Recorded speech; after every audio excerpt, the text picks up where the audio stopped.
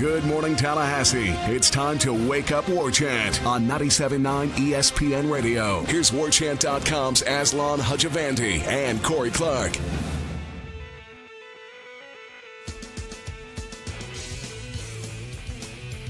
What's up, everybody? I'm Aslan. Alongside Corey Clark, it's Wake Up War Chant on this Tuesday here on ESPN 97.9 Tallahassee, brought to you by For the Table Hospitality, and there are 3 rad locations over in the College Town District: Central, Madison Social, Township. Go ahead, check them out. You shan't be disappointed. Corey, how are you, man? Wake up. Yeah. Wake up, guys. It's Tuesday. It's Tuesday in the middle of March. It's cold out. Wake up. Get ready. Attack the day. I'm wide awake with your blood red pullover that you have on right now. Gotta do what I gotta do. Gotta do what I gotta do. But yeah, it's we're only 4 days left in the work week, folks. You can get through it. Piece of cake, everybody. We're all gonna die alone. Whoa. So, why are you getting so heavy, man? Well, each day we're closer to death. This is true. So wake the kids up and attack the day. Let's go. Carpe diem and all that good stuff. Yeah, YOLO. Dude, so Carpe diem, that's Latin for YOLO? Indeed. Okay. I think so. Pretty sure. So I meant to talk about this last week. This whole daylight saving thing. People get really particular now if you say daylight savings. They're like, it's daylight saving. Get it right. Man, you talk with the worst people. Really? They're just really rude. They are. Just chill out about things. One letter. How cool is it? I mean, I don't quite get what's going to happen. Like, so when we fall back in November. Not this again. Are we falling back in November, or No. does everybody else fall back? Everybody else falls back. We're going full speed ahead as it is now, where it's dark at 6 o'clock in the morning, but at 7:30 p.m. it's still bright as day. Okay, I'm just trying to do the math in my head. So say Florida State has a noon game on November 18th. Will that really be 1 o'clock Tallahassee time, Florida time? Yes. But everybody else in the East will be noon? Correct. Will be 1 hour ahead of everybody else. Yeah. Yes. That's weird, man. Well, here's the thing. Pretty sure Governor Scott went ahead and signed it. So an 8 p.m. television show is going to come on at 9 p.m. in Tallahassee. Yes. I don't know an 8 p.m. Everybody Loves Your Mother. What I can't think. How of I Met Your Mother. Yeah, or everybody. I can't think of any of that. Everybody Loves Your Mother. So The Voice. So The Voice comes on at 8, but in Tallahassee it comes on at 9. Correct. Yeah. 60 Minutes it comes on 8. I would think so. Yeah. That's weird, man. The 6 o'clock. Well, I guess that'll still be the 6 o'clock news because it'll be local. Yeah, whatever's produced locally. Actually, I don't know, because it might go head to head with the national stuff, and the national stuff might. Yeah, where are we going to get like Jimmy Kimmel and Jimmy Fallon? Is that going to be coming on at 12:30 our time? I would think so. Man, that's weird. Right? Saturday Night Live. Yeah, when is that? Is that Sunday? Yeah. Sunday in Tallahassee. Sunday Night Live. Man, that's so you're not a fan of this. It's just odd. It's odd. I think we haven't really thought through the ramifications. I think it's a whole weird deal with the daylight savings time anyway. Well, there's a couple places. Why do we keep doing it as a country? But it'll be weird if just one state says, peace out, we're not doing it. I think Arizona and Hawaii don't. Oh, good for them. So states are starting to take a stand. Yeah, we have some really esteemed company. Right. Well, the thing is, this actually, I don't even know, because Arizona does it, and then so does Hawaii. But supposedly, also has to go through congressional approval, like at the federal level. Yeah, that's right. So they might not sign off on it. Yeah, but if they've signed off on it, I'm sure Arizona and Hawaii have it signed off, though, if they're not paying attention to rolling the clocks back or whatever. I love it, man. I like when it's 8 o'clock. I do like that. And it's just going to be weird for the things we watch on TV, and more than anything, that's nobody watches TV anymore. Well, that's true. We're all on Netflix. That's why I'm here now. That's why I'm not in front of the television anymore. Good point. It's a dinosaur. It's dying. Yeah. It's going away. The day is done. So we got, 2 more shows we'll do here in the Hassy before we break head to off? the Ville, head to the Nash. Nash Vegas. A little Nash Vegas action. Yeah. I went there. I was there for after, I guess that was 2012. They won the ACC tournament and then went there and played St. Bonaventure, who was a really good team for whatever they were, a 14. Only Florida State. I mean, the Atlantic 10 is a real conference. It is. And Florida State had to play their champion. St. Bonaventure won the league, and they were a 14 seed. So that was a tough game. They played an NBA player who was good. I think he might be in the league, Nicholson. And then the next game they lost to Cincinnati in the final minute. The Clouds made a regrettable cross-court pass that was intercepted, and they never tied the game again. Luke Laux, he works for the Golden State Warriors. He does. I did a story on him last year. He retweeted something that I sent out the other day. I felt cool. Yeah, it's always cool to see those guys. It happens a lot more in football, obviously, but it is really cool to see some of those older, the former players that still get so excited about the FSU basketball program. Occasionally, Laux will retweet something, or John Isaac retweets a lot. XRM. It's kind of cool to see those guys still have a vested interest in what this program is doing. Yeah. Andrew Nicholson played for St. Bonaventure. Yeah. First round pick of the Orlando Magic, 19th overall, but currently is playing for the Guangdong Southern Tigers of the Chinese Basketball How's he Association. doing? Is he killing it over there? Do we have his numbers? I don't know. I don't think so. Wikipedia doesn't have all the answers. He was good that day. He was the worst quote I've ever run into, and not because he wasn't bright. You could tell he was very bright. He just had he didn't want to do any part of it. Any point. And I'm not talking about after the game when he just got his heart ripped out. But the day before, he just did not. Every answer was 2 or 3 words. He just had no interest in doing any of it. But, yeah, he was a nice player. Florida State, I think Florida State trailed for most of that game and then came back in the final couple minutes to win. I knew Akara White hit a big 3. Anyway, sorry, buddy. So, hey, that was their second to last NCAA tournament win. They don't have a lot of those around here, so they're easy to remember. So people don't feel too optimistic. I don't know. If you don't feel optimistic about playing Missouri, then I can't help you. I think it's just you don't feel optimistic about this team because it's been hit and miss. It hasn't been playing well lately. They don't really guard anyone real well. When you look back at the season, it's pretty amazing they're in the tournament. I mean, I know they lost a couple close games, but they beat Carolina by a point, beat Syracuse in double OT, beat Miami in OT, beat Clemson in OT, beat Boston College in the final minute. Inches? Are you talking about the inches around us? It's a game of inches is what I've always said.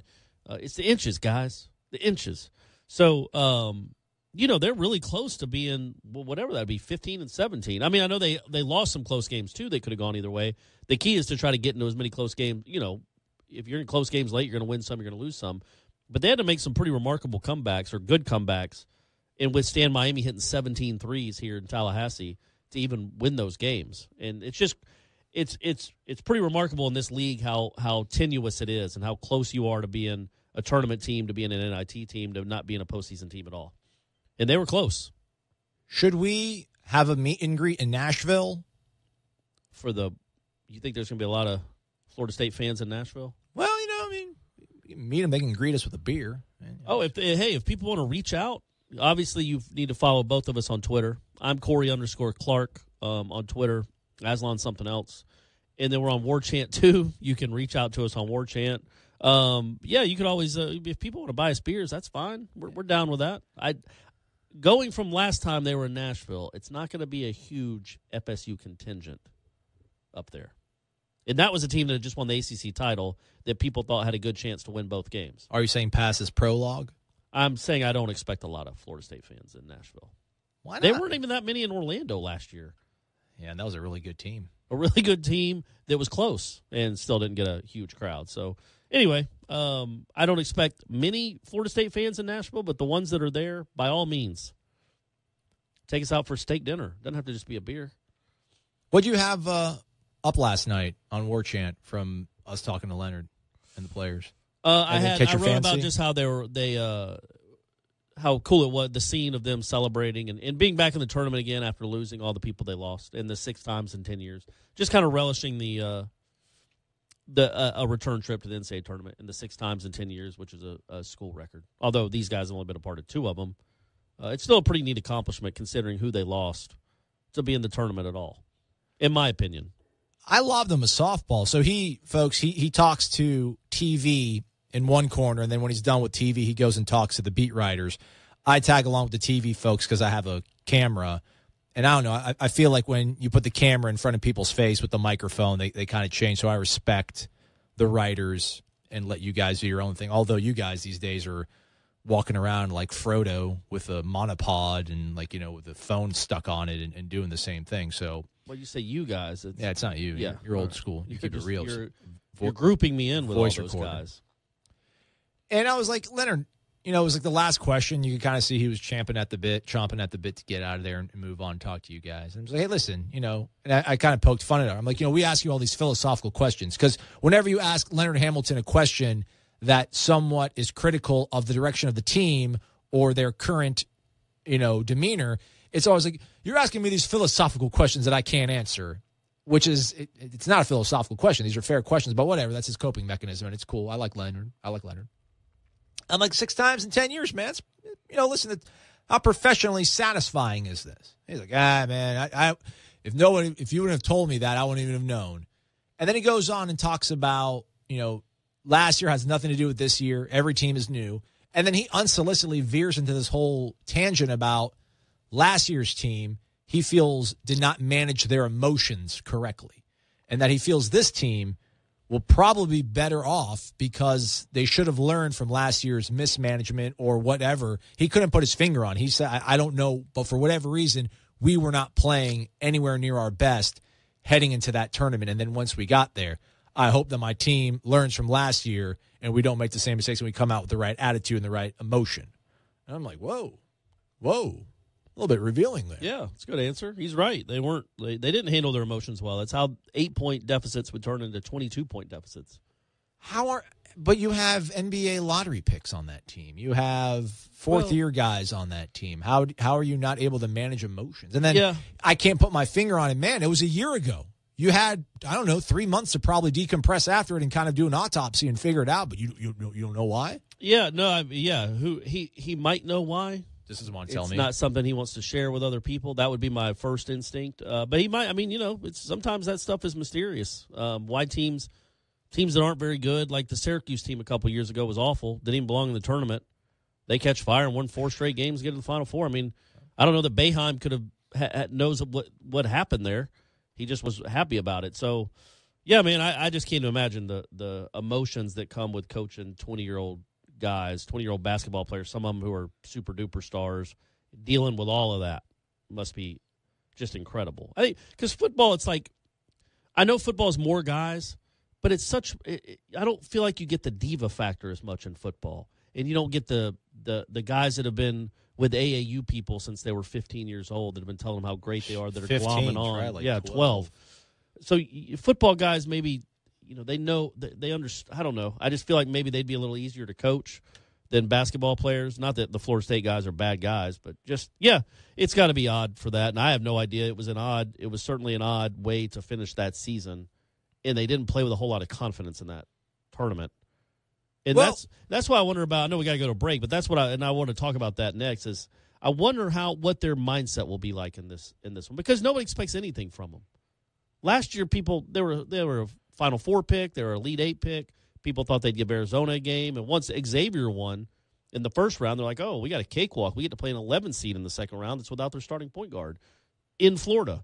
So we're going to roll into the Sweet 16. Wrong. That didn't happen. Wrong. So, I think this year, the weight of expectations on that team really hurt them. This year, I'm interested to see the lack of expectations, what that will do. Friday night, 9:50, hopefully. Yeah. Eastern time. Whatever. Yeah. 8 seed Missouri taking on 9 seed Florida State. Is that 9:50 Tallahassee, Florida time or Eastern time? See? He's Corey. I'm Aslan. I'll be right back after this. You're locked in to Wake Up War Chant on 97.9 ESPN Radio.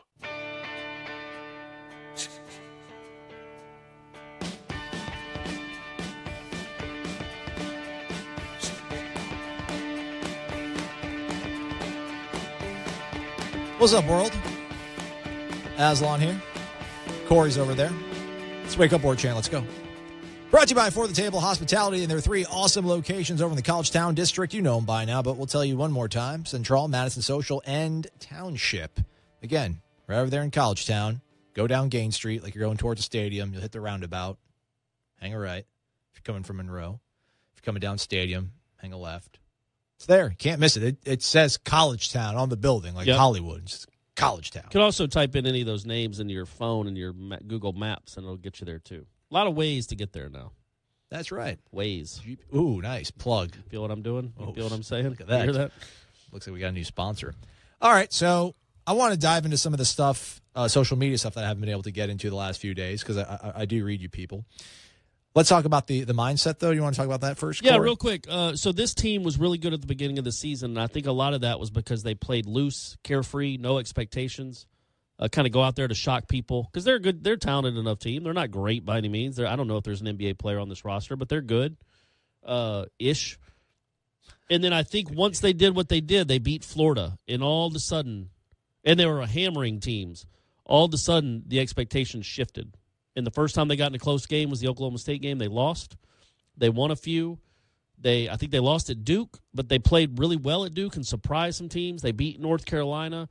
They had some nice wins, but I think the expectations as the season went on, they didn't handle them as well as they did at the beginning of the season. Now, obviously, they were playing better competition, but they played more carefree and loose. And then I think at the end of the season, they got tight because they knew one or two more wins gets them in the tournament. So it's hard to play loose when that's hanging over your head. Now that they're in the tournament, I mean, nobody's expecting this team to go to the Final Four. Nobody's expecting them to get to the Sweet 16. Shouldn't they just be loose and carefree and be like, hey, we've already accomplished what we thought we wanted to accomplish. Everything else at this point is gravy. We're not winning a national championship. Let's just go have fun and enjoy the tournament. Because I don't think that team last year did that. That team last year with 25 or 26 wins or whatever it was, there were expectations. They felt the weight of getting to a Sweet 16 and making a run because they all knew they were leaving.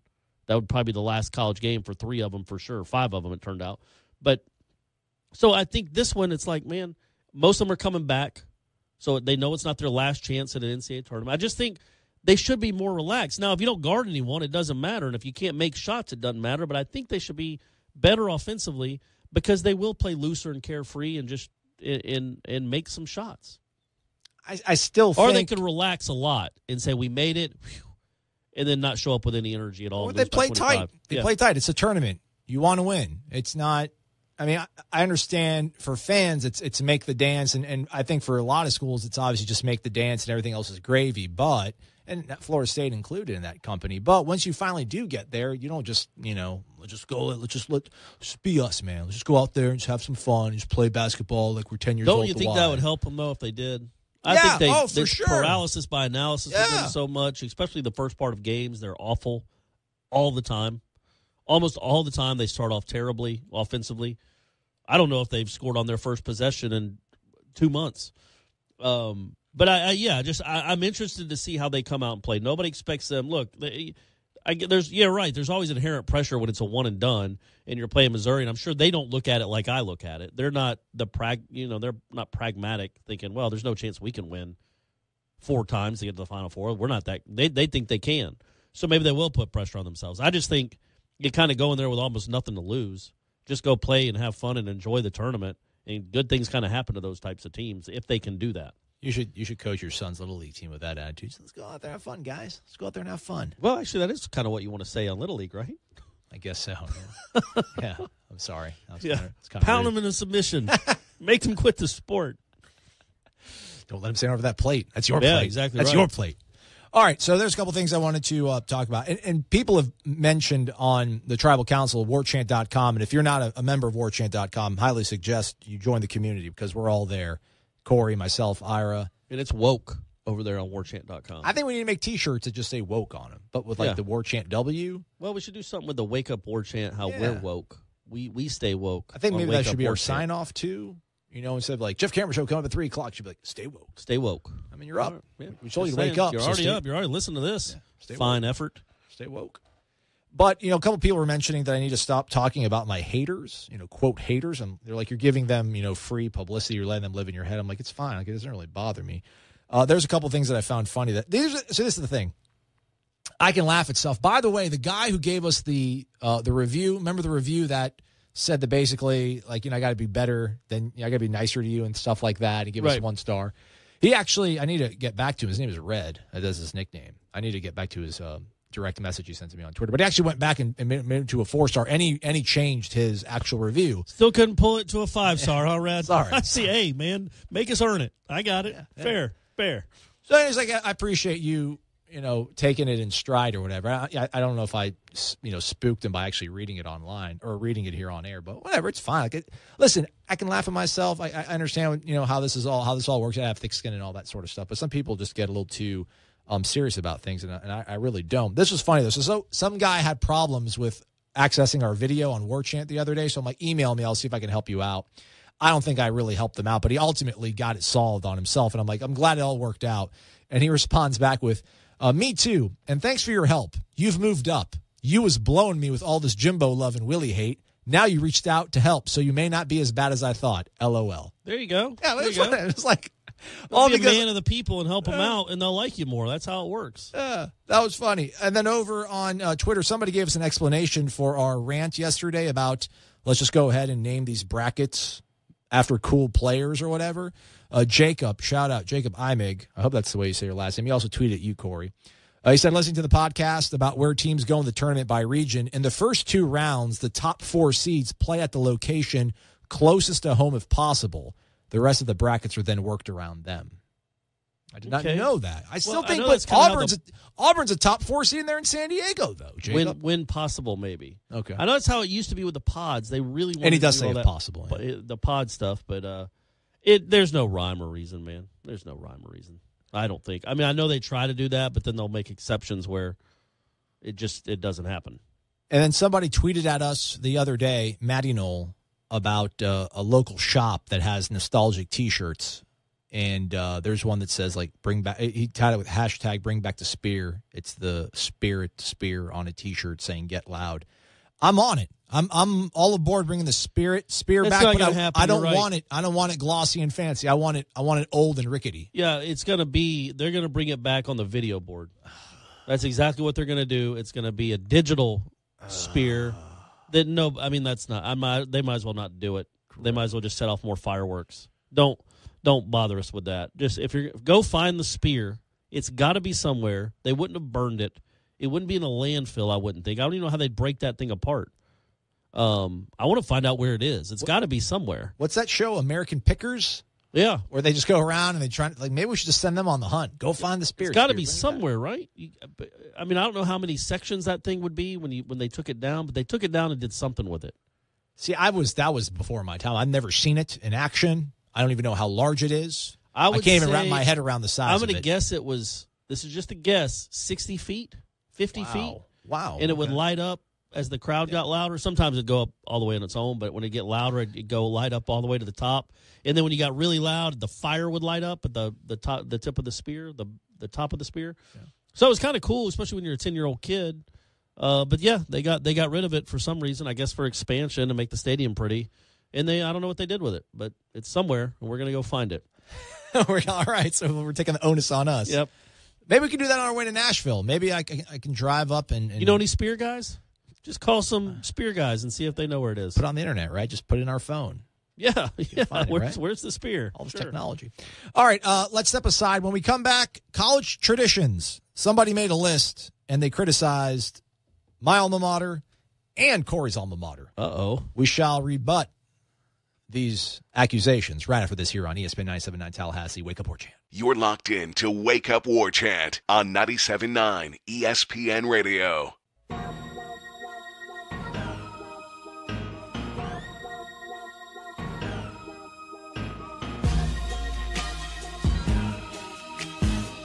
It's Wake Up War Chant, folks. It's ESPN 97.9 Tallahassee. I'm Aslan Hudjavandy alongside Corey Clark, senior writer for warchant.com. Thanks so much for being here. As always, the show brought to you by our good friends over at For the Table Hospitality and their 3 rockin' locations over in the College Town District, Central, Madison Social, and Township. Calm before the storm for those 3 great places right now with spring break going down, which is kind of cool. I like Tallahassee right now, Corey, not going to lie. If you 40,000 whippersnappers don't want to come back here, clogging up the roads, peeing down my roof, and then don't come back. I'll be all right. So those are college kids with the dog above you think? They're actually still here. They're like grad students. I think one's a law student. So they're still just – I wonder if at one point they're going to be like, look, let's just all pee on the floor. What does it matter? It's all going to the same spot. Why does the dog get to have all the fun? No. They'll give these people ideas. But, yeah, it's so crazy how the city totally transforms. It is, yeah. It's a lot easier to get places. Not that being from Atlanta, the traffic here isn't awful traffic. It's just annoying. Yeah. It's not life-sucking like the one in Atlanta where you just don't want to – it's hard to be. You know, knock on wood, I've been to Atlanta several times to cover events and, driving through on the way to other things. I've never encountered anything mind-numbingly or just irritatingly bad. I really haven't. I've seen the opposite direction. I'm like, oh, glad I'm not going that way. Yeah. Yeah, you're timing it out right then, man. I guess so. And then when I was in Pasadena for the national title game, I remember we got there a day or two before the game, stayed, pretty much the entire night afterwards. Took a red eye back, and I never hit any bad traffic. Like, from LAX to Pasadena, from Pasadena back to LAX, I left our Airbnb for Pasadena and kind of went a couple places, and, it was all good. You get an Airbnb in Nashville? No, I don't know. I think we're sharing a room, right? You and me? No, we're not? No. I think Gene said you're in the car. Oh, okay. Yeah. All right. But there's a portable fan you can hook up through the cigarette lighter. Okay. And that'll get you through the night. Very well. Very well. All right, let's talk about this. I don't even know where this came from. Actually, my old boss, Ben Hart, my old news director in Mississippi, Jackson, Mississippi, tweeted this out. I don't know who the composer of this is. It's from the Madison, whatever the newspaper is in Madison. Do you know what the Madison State Journal? There we go. All right. The Madison State Journal put a listicle together called the 21 Most Annoying College Sports Traditions. Do you want me to, first off, number one is Rammer Jammer. From Alabama. I don't know what Rammer Jammers. I guess it's just their song or whatever. Yeah, they do the "We Just Beat the Hell Out of You." It's cheesy. This is bad. Number two, they put Rolling Toomer's Corner at Auburn. That's what's annoying about that. Is your dad cleaning it up or something? Is you're down the cleanup crew? Whoever made this list? It's pretty. I think when they yeah, it's cool. It's a cool tradition. All right, so Florida State's on here for what? The spear, the tomahawk chop, the tomahawk chop. Number 20 checks in at 20 out of 21 of the most annoying sports traditions. And in the little blurb, it says, FSU claims to have invented the chant and hand motion, though the university itself is not proud of it. Former FSU president Dale Lick wrote in a 1993 column for USA Today, quote, "Some traditions we cannot control." Is that true? I mean, maybe, but I think that's a strong statement to say they're not proud of it. It's also a weird thing to say they claim they invented it as if somebody else did. Who do you think the Braves did? So that's odd. But it's a cool, man, whatever. It's a cool chant. I just can't. Why would you say that, Dale? I mean, you're reading it, aren't you? President Lick, why would you say that? And I just Googled it. It existed. It's a true quote. I mean, it's true. This is Madison State Journal, man. They wouldn't lie. All right, so that's 20th. That was also like 8 years after it started. It wasn't, that was 25 years ago. That's fair. Now, with 33 years into that thing, it's test of time. It's stood. Do you know that at Texas Tech they throw tortillas during the kickoff? Never even heard of that. No, I didn't know that. What says they throw tortillas? Because apparently legend goes that an ESPN announcer said there's nothing in Lubbock besides Texas Tech football in a tortilla factory. So allegedly they throw. I don't believe this. But anyhow, I just want to get to this because I need to know for sure. You can confirm this or not. Number 12 on the list is barking. Do you guys actually bark at Georgia? Like, do the fans bark? Yeah. Go dogs, sick 'em. Roof, roof, roof, roof, roof. Like that, yeah. Really? Oh, yeah. Oh, yeah, of course. I mean, we don't do it aggressively. I do more like a yippy dog, like yip, yip. You can bark any way you want. Most people choose like the oof, oof, oof, that like the Arsenio Hall from the early 90s show. But, yeah, of course. You got to bark. You're a bulldog. Did you ever watch Last Chance U? Yeah. Oh, that guy. Yeah, the guy from the crowd. Well, that was me. That's me on the night before the games. At the parties. Just going up to anybody. So, I had people like that. I didn't know you guys did that. Yeah, man. I said, why is that annoying, though? Just people making barking noises. And people from Wisconsin are so nice. I don't know why. I think they're just jealous. Or they wanted you to click on the list, man. It worked. Yeah. And I talked about it on our widely listened to podcast from sea to shining Incredibly sea. Popular. There's some guy, Hyperbolic Noel. Shout out to you. Canada, right? When did you say he was from Hawaii. Canada? Oh, Hilo. Yeah. Bro, BJ Somebody Penn. else was from Canada. Yeah, I know somebody left us a 5-star from Wyoming. Dude, we're all over the place. We're taking over the world slowly but surely. All right. One war chant at a time. I'm just going to totally change gears, and these are some things that I've looked up in the last few days that make me feel a little bit bummed out about football. Oh, all right. We have to talk about football. I mean, this is the third segment of the show. We haven't talked about football yet. By the way, the women's team, number 3 seed in the Albany regional. Okay. Which is also UConn's regional. UConn's the number 1. South Carolina, the defending national champs, I think, are number 2 in that regional, and then Florida State is number 3. So if you get to the Sweet 16, Florida State hosts 2 home games if they win the first game against whoever they play. Little Rock, I think. They play on Saturday morning at 11 a.m., by the way, which is not. What? Yeah. At least they don't play at the same time as the men, but they play 11 hours after that game's over. Yeah, you are right. You're correct. Yeah, and then they'll play the winner of USF and someone. Buffalo, there you go. No love lost between those 2 programs, huh? USF and Bulls Buffalo. versus Bulls, bro. Are you kidding? The Battle of the Bull. So whoever wins that would play Florida State, presumably if Florida State wins, and then Florida State would move to the Sweet 16 where they would be in the same – they'd have to beat South Carolina and then UConn. So, but, hey, get to the Sweet 16. That's a nice season. I mean, what's the point of winning it all if you don't get to beat the best teams in the country while you're doing it? I mean, you're allowed to beat them in the Final Four, too. I just at one point, I want Sue to get to the Final Four. Her program has been too good here for the last half decade, 6-7 years, to not get at least one of those Final Four berths. She deserves it, and hopefully that'll happen sometime soon. It seems like it's going to be really hard this year. 11 a.m., March 17th, ESPN2. Dang. I know.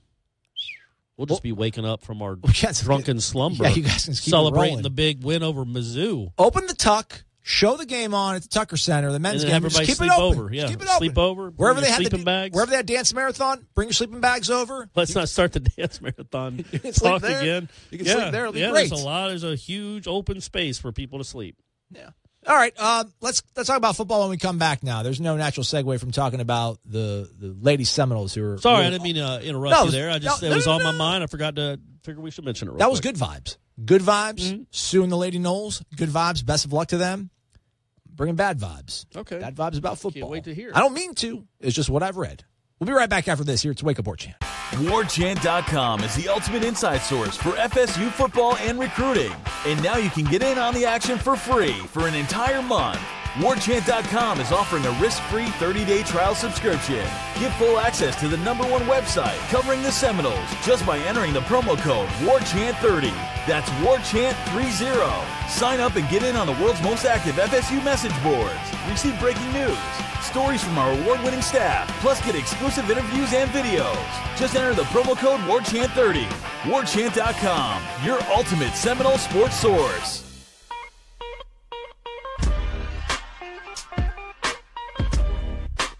Oh, yeah. That's right. That's Corey Clark. I'm Aslan Hajavandi. Thanks for tuning in to Wake Up War Chant here on this Tuesday. Wrapping things up, final segment of the show. But let's not forget to talk about our fine sponsors for the table hospitality in those 3 awesome locations over in the College Town District, Central, Madison Social, and Township. They're all there, clustered together. Go check them out. Enjoy yourself. All right. That was fun. Let's ruin everybody's day now. All right, so the spring preview prospectus has begun on warchant.com. Hop on over there right now. Ira's done a really great job, he and Gene, of kind of laying out position by position. Quarterbacks went yesterday. I think today will be running backs, or in the next day or two, the next thing that will drop will be running backs. Got videos, too, coming out and all over the site. You'll be part of the defensive sort of outlook because... So hold on to your butts, people. We all know, I mean, when we think of defensive football, we think of Mickey Andrews around here, and then we think of Corey Clark. Maybe Pruitt somewhere, or Jalen Ramsey somewhere in there, but obviously it's Mickey, Corey, and then everybody else. Yeah, for sure. An island of misfit toys after that. Right. So, now I didn't get the full breadth and scope of Willie's career to put all this sort of stuff in perspective, but do you know that last year they were 110th in the nation in turnovers, and they were absolutely dead last in penalties? They had the most penalties in the entire nation last year. 122 penalties in 13 games. Wow. Get it together, Pac-12 refs. So that's the turnovers don't bother. So you're going to go humorous. You're going to this doesn't concern you. The turnovers don't bother me because I think I don't know what the freshman quarterback did. I assume he threw a bunch of picks. 13 fumbles lost, 25 total turnovers. Yeah, so he threw 12 picks and 13 fumbles is crazy. Hold on to the ball, guys. I wonder if they lost all 13. 13 fumbles is a huge number. It's every single game you fumble the ball. Tell me how happy you are about things when that happens. How many? Can you look up real quick how many fumbles Florida State had? I can't imagine it was anywhere close to that. But also, those might have been the quarterback too. I mean, he might have been fumbling 4 or 5 times. The penalties would concern me because Florida State's going to get. Florida State had 8. Yeah, 8. So because Florida State's going to get penalized, that's what the ACC refs do. Right. It's just part of the culture in the ACC to penalize Florida State and Miami and teams like that. But also, you don't want to be undisciplined. That's not a great sign. It's also just 1 year. And I will say this. I went and looked back at 16 and 15, I think, and he was in the middle of the pack when it came to penalties. But I was wondering what was Oregon the year before as far as penalties. Because if they were if they were 20th in the country in penalties, and then all of a sudden they went to 113th, it's like, wow, that's not a great sign in 1 year. Well, I will say this. Mario Cristobal, I listened to one of his post-practice interviews. I don't know if it was day number 1 or what it was, but he talked about we need to change the culture around here. We need to be more disciplined. When you look at how we turned the ball over last season, as well as the amount of penalties that we committed, we need to change that immediately. So that was kind of a bummer. Yeah. Well, I mean, I would agree with that. Hopefully, you hope Willie has enough self-reflection to realize he can't be leading the country in penalties. But again, I did look at when he was at USF, and they were middle of the pack. So and I looked at 15 too. So it's not anything that's systemic to him and his team. It's weird that the 1 year though, like that. That's why you want to look at penalties or turnovers. I'd rather look at penalties. Turnovers is just that. I think a lot of that is bad bounces and a freshman quarterback. The penalties, if I would look at the 2016 penalties for Oregon and see the discrepancy, because that's what I wonder is if that's where the culture could come in, is what culture did they take over? Look at you, Corey. You're on the payroll, aren't you?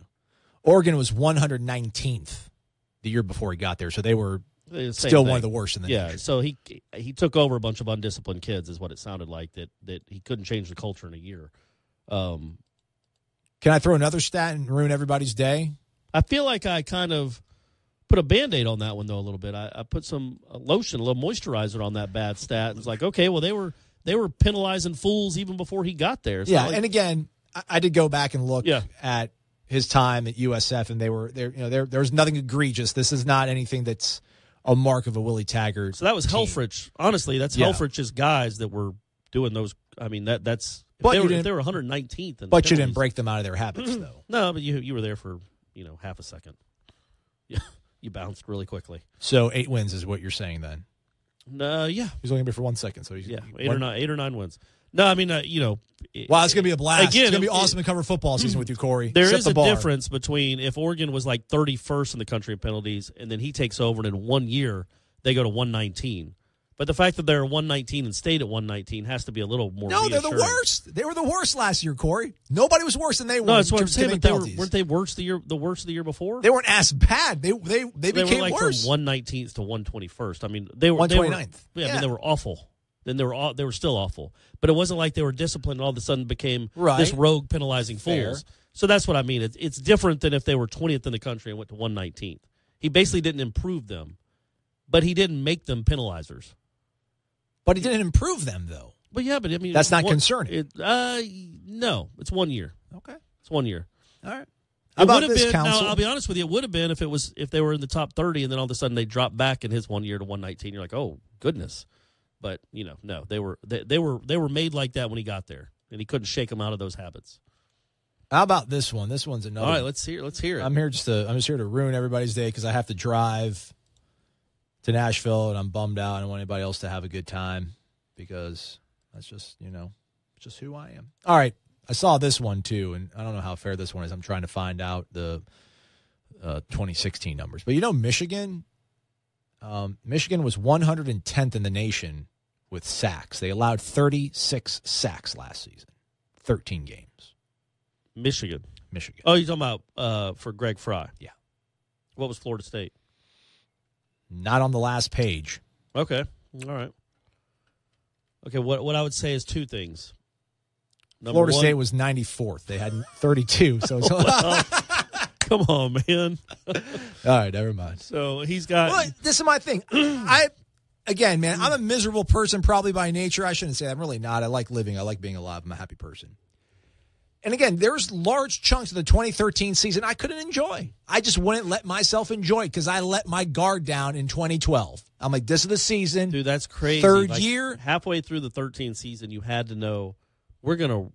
It didn't make so no like sense. The Miami game. I went to the Miami game. But weren't you confident you were going to win by 40 points? No, well, especially at halftime. Halftime, it was a close game. I'm like, oh, gosh, here we go. I finally come to a game in Doak for the first time since the Oklahoma game. Yeah, they're only we're about to blow three or whatever. Yeah. All right. I thought after that Clemson game for sure, everybody was like, again, we're going to crush everyone. Clemsoning was still a verb. That was still a thing. Like, everyone thought that team would choke, right? Like, Clemson, I didn't necessarily. Yeah, but I feel like Clemsoning was when they would lose to some powder puff, not the biggest ACC game in history. No, it was always them not being ready for prime time. It's when they finally played the big games, they wouldn't win them. Oh, I thought it was a whole different deal. But either way, they got Florida State. That's as good a game as Florida State had played in 20 years. And, that might be no, it's not. That was an unbelievable. They were up 51-7 in that game. They threw for 440. I mean, it was just incredible. And so after that, and then they come back and they're up 35-0 in the first quarter against NC State. The very next week, you're like, okay, this is an all-time team. And after that, I was never until 21-3. I never thought at any point they had any chance of losing. I think they would have beaten that Alabama team. A month off would have I do hurt. too. I believe that. I think if they'd have played Alabama like December 10th, they'd have beaten them by 3 touchdowns. The month off, I think, hurt that team for a variety of reasons. Not that we're getting really off topic here. I apologize, but that's weird to me that you couldn't enjoy it. That you were a worrier even in the midst of that all-time season where they were boat racing everyone. You know, I even had a little bit. Actually, no, I didn't have any trepidation going to the Florida game. They were 4-0. We were going to kill them. But like the first drive, I think Jameis threw a pick, or we didn't look good on the first drive. I'm like, oh gosh. Yeah, it was like 3-0 in the kind of late in the second quarter, and then Kenny Shaw made that crazy catch on 3rd and 28, and then Kelvin bounced off the entire defense, and that was the end of the game. Kelvin. I miss that guy so much. Yeah, he was kind of a difference maker. Hope one of these guys can step up and make it happen. So you're worried about this is my thing. Fries. As skeptical as I was about that, I'm still hopeful and optimistic that this is going to be a quick turnaround. I don't have the patience for it. I don't. Maybe it's not so much optimism versus impatience. I don't want 8 wins in 2018, man. I'm not going to be happy with 8 wins. I don't see how I'm going to be happy with 8 wins. 8-5 would suck. That's 5 losses. You win 8 games. It means you lose 5 games. 5 bad Saturdays. Yeah, 4 games. I was thinking more just regular season. But all right, 9-4. Yeah. No, you're still. I mean, of course not. You're a Florida State fan. You're conditioned not to. Although you went here when they weren't great, right? Terrible. But still, you're conditioned over the course of the last 30 years to win. It's what they do here. That's why it's such a great job. The reason he's here, the reason he's getting paid that, is because it's such a great job. So, of course, you're not going to be happy with 5 losses. You're not going to be apoplectic. That's not apoplectic. I thought it was apoplectic. Sounds like a medication. I know how to spell it, people. I can write it with some help from a dictionary. Apoplectic. There you go. Apoplectic. No, I can't do it. Apoplectic. Apoplectic. You're not going to be that if they lose 5 games. You're just not going to be happy. If they do that the second season and then there's a whole different ball. I don't know, man. You can't be apoplectic. I watched 2 Oregon games over the weekend. They lost 4 games in Jimbo's first year. I watched apoplectic. But we were so terrible. And I know last year was not a good season, but we're 4 years removed from a national championship. When Jimbo took over, there's more talent on this roster than there was. That's why I don't think you can compare the two. His first year Jimbo was this. Nah, it's a different ball game, man. This is a whole different ball game. And listen, I watched 2 games from Oregon, and because I'm a masochist, I watched 2 of their losses, and I just watched them at their offensive snaps. That says how you look at the world. The world. You're one of those guys. This is my thing. I know this fan base. Was the quarterback there, the starter? No, it was Burmeister. Yeah, again, that kid. Well, here's the thing. I mean, I think I watched a half with that kid, and I'm like, because I just would sometimes still watch Oregon. Listen, if you hated the guy before's offense, this is equally as maddening when it's not going good. But I think you can probably say that about any team. I just think that there's this belief, and again, maybe we're projecting to the future that when, I don't know, again, we think he's going to be such a great recruiter, but it's not like this guy before was recruiting scrubs. I mean, there's plenty of good guys on the team. He was crazy with the way he would manage these guys. Maybe simplifying things will help things immediately off the bat. But, man, they ran. I promise it will. their base offense is 4 wide, but it's one guy isolated, and then it's 3. There's 2 guys wide, and there's always 2 guys in the slot stacked on top of one another. And it's all like RPO. It's fake the handoff, and then do you throw a wide receiver screen, or do you hand the ball off? It wasn't fun. It wasn't really fun. It'll be fun when you hope you're getting large chunks of yardage as you do it with better players, and you'll have better players here. And I will say this, though. Now, I will go on a high note as we wrap things up here. Also, remember Walt Bell.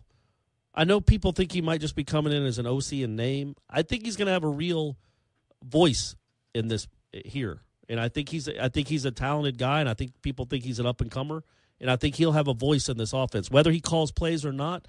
He'll have a role. Where did he come from? North Carolina most recently, or Arkansas State? Maryland, where he lost 7,000 quarterbacks. Right. But just watch the game against Texas when they opened the season, and I think they put up 50-something points at Texas, and then all his quarterbacks started getting. He literally was on the 5th-string quarterback by the 3rd or 4th game of the season.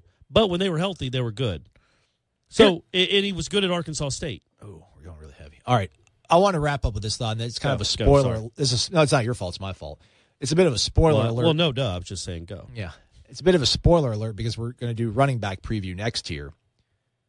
The one thing that Willie has shown consistently is that he is going to tailor his offense to the strengths of his team. Cam Akers is going to get the ball a lot. I don't know where Jaquez Patrick is going to fit into this. This is not – they're not going to – he's going to feed Cam until the wheels come off. I really feel like I don't subscribe to this – he's going to roll guys in left and right. I really don't. I think no matter who the quarterback is, I think he's going to give the ball to Cam a lot. I think you're wrong. Well, no, I don't agree. I don't disagree with that. I think Cam will get 25, if he's healthy, 25 to 28 a game, and all the other guys will split another 25. Because he wants to run the ball 50-something times a game. He did that 6 times. Okay, all right, that's fair. So that's a lot of carries, and I don't think he wants his quarterbacks to run that much. So Cam Akers is going to get a lot of carries, but Jacques can still get 11 or 13. So can Laybourne. I mean, I think there's a lot of carries to go around, and he better not be giving it to Cam Akers 55 times a game. Or he'll be – I mean, you can't do that. That's not how we do – that's not how we roll in college football anymore. Right. Maybe that's the thing. We need to recalibrate the way the offense looks. I don't know. I mean, I don't know. There's times where we would just throw the ball for no reason all the time, and it's like, what are we doing? I just feel like with Willie – I think we run a lot. We have this preconceived notion that Oregon, fun, high flying, and it's like, no, man, this guy's going to – I think just Cam is going to shine. I really do. But I mean, remember, they had 6 games this year, 6 or 7, where they had over 50 rushing attempts.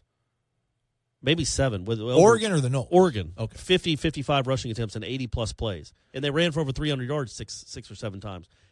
But that's because out of necessity, though. But that, again, he tailors things to his But I mean, his talent. and he's got really good running backs. So I think he's going to – you want a fresh Cam Akers in the 4th quarter, too. And you got good guys behind him that can give him a breather. No. He's going to give Cam 35 times. The other guys 10. He's going to throw the ball a good amount of times. 35 times. Oh, man. It's like the Herschel Walker days. Feed him the ball. Let's go. All right, we need to go. That's a wrap on the program. We'll reconvene tomorrow. He's Corey. I'm Aslan. Jeff Cameron coming up at 3.